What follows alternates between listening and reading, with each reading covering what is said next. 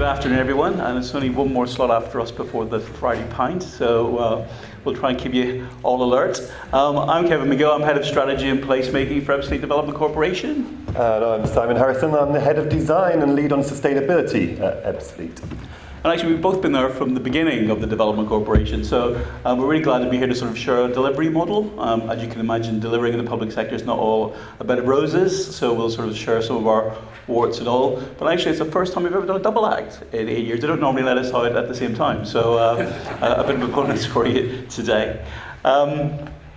Okay, so what I wanted to cover in the presentation is, just for those of you who don't know Ebbsfleet, I just want to give you a little bit of an update on the context, what it is. Then looking at our approach to placemaking, which I'll cover, and then Simon's going to come on and give us an update on our design management, and very much focusing on delivery, what we're actually got on the ground and delivering at the minute. Okay, so bringing it back to the start of the conference, towards an urban renaissance, Ebbsfleet has been talked about even before towards an urban renaissance. Early 90s, there was talk about building a new town in Kent. Kent is, interestingly, the only home county not to have had a new town officially beforehand, so it's nice that it got one in the 21st century. So Ebbsfleet is going to be both a new town, a garden city, a healthy new town. Every public sector project you've had in the last 30 years has been sent to Ebbsfleet. So there's been this proposal for this new town, new city in Kent. When they built the high-speed 1 line to Paris, they built a station. With the premise that that would become this new city of the future. That image in the top right is still that station, and that very large car park around the station that will become our city centre of the future. But just to give you a bit of a sense, on the bottom images, this is the kind of context we're working in. You wouldn't think there was enough land this close to London. Ebbsfleet Station, 17 minutes from St Pancras, 8 minutes from Stratford. However, it has a site 5 metres wide by 2 metres wide, completely brownfield, made up mostly of chalk quarries and some industrial regeneration land on the river. Again, about 6 kilometres of the Thames with nothing built on it along the whole Swanscombe Peninsula. When we came to start the Development Corporation, The Guardian quoted Ebbsfleet as having had more press releases than homes built. 500 homes had been built by that stage. So 2014, only 500 of 11,000 homes were built. So someone's saying, why is that? What's the problem? If you've got this site, you've got this international train station, you also have the North Kent line, why is it not coming forward? Hence the idea of putting a development corporation in place to try and break the deadlock. So, 2015, George Osborne announced the Development Corporation. On the old urban development model that some of you might have seen in some of from previous decades, they had an urban development designated area, which you can see is on the left-hand side in the coloured sections. It's not contiguous. So in other words, they chose lots of sites that hadn't come forward, put it all under a development corporation umbrella, and hoped for the best. They also thought, actually, the public sector is there to facilitate the wheels, doesn't need to own the land. So they gave us quite a lot of money to facilitate the infrastructure, but we didn't own any of the land. Simon will update you a little bit more on that story later on. However, to bring forward that land, we developed an implementation framework, and you can see the implementation framework was respecting the fact that we need to work with our neighbouring communities as well. So right between our sites, there's the town of Swanscombe, Northfleet, and they're amongst the 10 most deprived wards nationally. So it isn't all about healthy, wealthy South East people. There are some bits of the South East that really are brownfield areas in need of regeneration. So what was planned in this new garden city? 15,000 homes of all tenures, 7 new city parks, 44% of the total developable area of 1,000 hectares will stay as green space, a new public transit network. We used to say 30,000 jobs, but obviously in the last 15 years, who knows how many jobs are going to come to new town centre development, so he's saying many thousands of jobs, yet to be determined. And at the heart of this new city centre, a major health and education campus. So we are, as I said, and I'm going to come on to later, one of the Healthy New Town pilots, and we're very much putting health at the heart of this new garden community. And finally, that big car park slide that I showed you an image of, that will be a vibrant new town centre built around the international train station. So that's the plan. Progress to date. So as I say, the Development Corporation's been running 8 years. I'm pleased to say 1,500 people per year are now arriving in Ebbsfleet. It is the fastest growing place in the country. Just over 4,000 homes have been built, 10,000 residents, and as I say, another 1,500 arriving each year. We've built 2 schools, 3 community centres, a pub and a hotel, and Simon will also come into many more that are currently in the pipeline. So really, what's that story that's got us to that point? So in terms of placemaking, I must admit, being a public body, 3 or 4 years in, it was all about numbers. We were sponsored by the Ministry of Housing and Local Government, and it was very much pushing numbers. As soon as we were able to prove the numbers were increasing, they said, oh, are you building a place? What about the other things? So we did take a step back and say, well, what makes a great place? And it was actually quite fortuitous that we were called a garden city, because it didn't come with a rule book, unlike ecotowns and other things. So we were able to look back and say, well, actually the garden city sets a level of ambition for place much greater than other developments have set. So we as a development corporation ourselves set about setting our own standards of what we meant of a place and what we thought that place should be. We looked back to look forward, as we are during this conference. I had worked for Homes England previously and commissioned Urban Design Compendium 2. World Class Places, does anyone remember that report? It was basically published about 2 months before the coalition government, and I don't think it ever seen the light of the day, but actually it was a really good document. And it did really help you understand some of the essence of place. And importantly, quality of place is not just about the physical, it's about what it's like to live there. So quality of life and quality of place.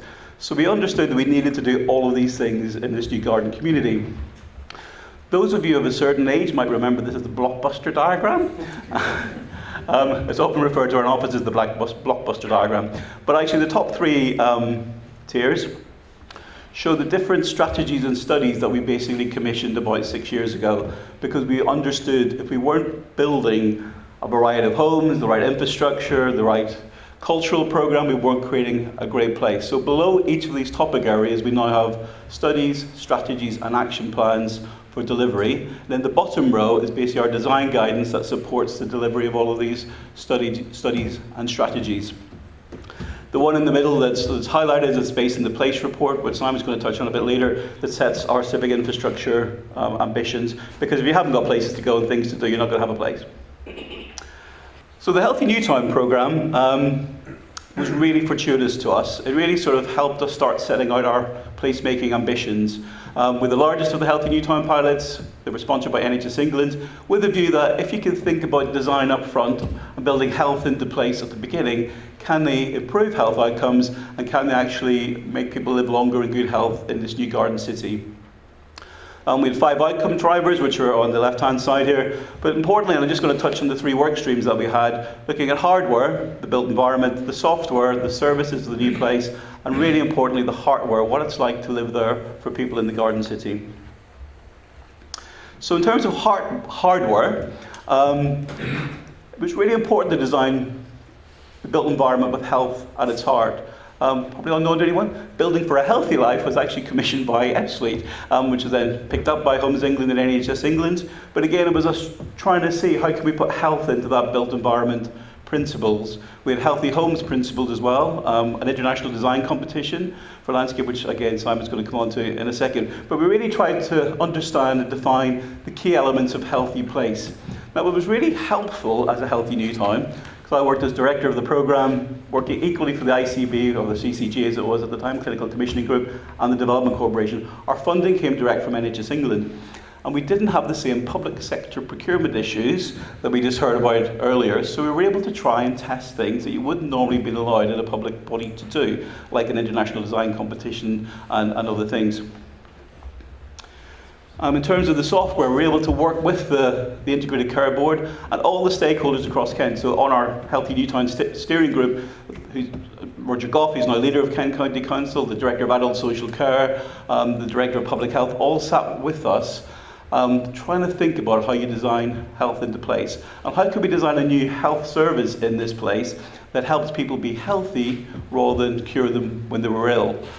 I mean, we heard a lot earlier on about community engagement and genuine community involvement. I would say our community co-design process has been very genuine and very thorough. It took us probably 4 to 5 years just to come up with a brief for the Health and Wellbeing Hub. really taking everybody on board and a lot of money in achieving that. But we do believe it's embedded, people feel part of a healthy new town, and I hope it will make a big difference to us moving forward. The thing that's often forgotten about in new developments and in placemaking, particularly private sector-led new development, is the people. You don't just give people a home on a street and maybe some community infrastructure and hope for the best. Having grown up in Craigavon, Newtown in Northern Ireland, which was the most socially excluded place in Europe in the mid-90s, you can get new towns very wrong. So it was really important to come up with a whole healthy programme and supporting people to have a good life in this place. We've done a variety of different tools to help us with that. For example, our Better Points app rewards people for being active. So if you walk and cycle, we'll give you vouchers for chocolate rather than other things. Well, or you can donate it to charity if you're very philanthropic. We've got a really strong cultural programme. Nick Sirota, the chairman of the Arts Council England, came last year and called our programme outstanding, and we're already sort of 5 years in. We've given every home in the Garden City a free tree. Every school, both in the neighbouring communities and in the new communities, has a community garden. We teach kids how to grow food, how to understand about healthy eating, not sort of just banning them having takeaways. And really, so before we move on to the assignment, I just wanted to let people tell you themselves what they think. So this is sort of 8 years from the formation of the Development Corporation. We now have a resident satisfaction survey, which we actually give ourselves a key performance indicator to report to government on how well people think we're doing in terms of sense of community. Over 2,000 responses to this resident satisfaction survey, and it's given us a really clear data source to tell us how well we're doing and where we're not doing so well, so we can refocus some of that work. People often ask us, so where are the new residents coming from? We didn't know. So here we can afford to buy a home. We now know 48% of the people are coming from London, 24% are coming from inner London boroughs, 24% of outer London boroughs. We know 31% are coming from other bits of Kent. Sense of community. In many new communities, there isn't one. 84% of people feel there's a sense of neighbourliness in this new development. 86% feel they get on well together. Almost half of the people have been to an event in the past year. So for a new place, we feel this is really helpful and useful for us. It also highlights they're not very happy with the transport yet, because the fast track service we're going to put in isn't quite there yet. And they've also told us they're not very happy with the community infrastructure, because there's been a time lag between people arriving and that community infrastructure coming forward. But in the public sector, we have to go to Treasury for money to continue. This kind of data really helps us sell the business cases for the new projects, the new parks, the new community buildings that we're going to bring forward over the next couple of years. So I'm going to move on to that. Simon's now going to go through some of those projects that we're currently delivering.